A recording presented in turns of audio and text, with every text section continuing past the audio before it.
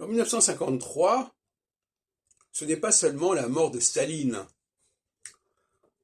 c'est aussi la mort de George VI d'Angleterre, qui laisse la succession à sa fille Élisabeth, Élisabeth II, dont le couronnement aura lieu également en 1953. Non, c'est pour montrer qu'en astrologie, on ne peut pas se polariser sur un seul pays.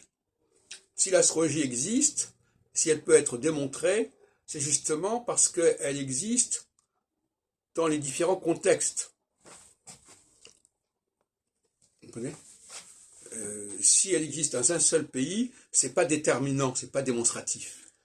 Et là, c'est intéressant de voir qu'un phénomène existe simultanément dans différents pays.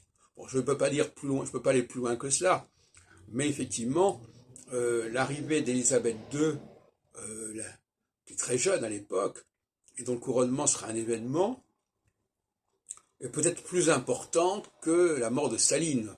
Hein, on ne sait jamais. D'autant plus que ça a été aussi une renaissance du Commonwealth. Et puis je rappelle encore une fois que c'est un moment important pour l'Union européenne, puisque c'est dans les années 53-57 que se constitue la communauté européenne qui est à l'origine de l'Union européenne actuelle.